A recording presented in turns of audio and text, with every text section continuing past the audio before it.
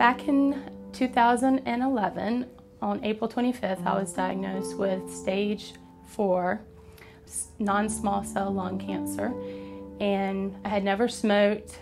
I never lived with anyone who smoked. They did a chest scan, and it looked like someone had taken just a fistful of salt and thrown it across my lungs. And the scans kind of looked like the constellations because there were so many different little nodules all over my lungs. A small percentage of lung cancer patients have detectable mutation that we believe is the cause or the driver of the cancer.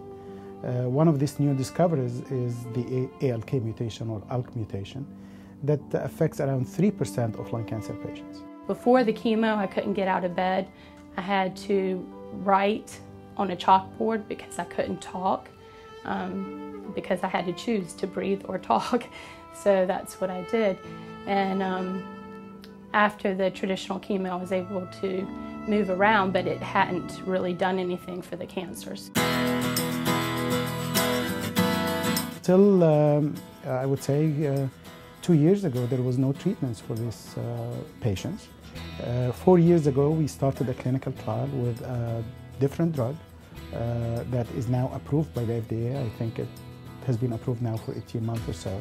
But there are patients in our institution that have been on the first drug, which is a drug called crizotinib, for 4 years, and it has been a breakthrough. I went on the crizotinib in April of 2012, and then by June 2012, half of all of my tumors were gone.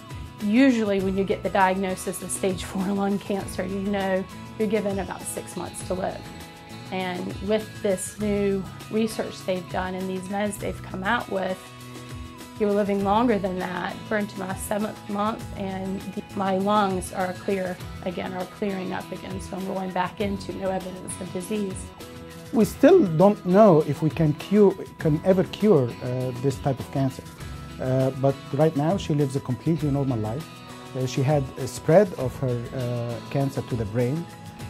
This new drug crosses what we call the blood-brain barrier, which covers the brain, so it is effective in the brain, perhaps exactly the same as it's effective in the rest of the body. About a month ago, I was able to start driving again. I hadn't been able to drive since September, so that's nice to be kind of like an adult again. And I've been working out again. I started working out about 3 weeks ago, and I started weight training again about a week ago. I even got up on roller skates. We don't know how long she will benefit from that drug. Initial results suggest that the benefit is sustained for a respectable amount of time, but it would be an ongoing process. If she develops resistance or she stopped responding to the drug, who knows, maybe we will develop what we call a third generation, a new key for the lock, and we can keep going. And our hope is really we will eventually develop a drug, maybe that's the one she's on, that she will never develop resistance to, and then we'll start for the first time talking about cure for lung cancer that's already spread or metastatic. My blessing is that they're staying one step ahead of me in this process. And so as the drug is becoming ineffective, they are putting out another drug that is effective. And the fact that I can go home and take a drug orally and live my life day to day like any other normal person, and that to me is miraculous.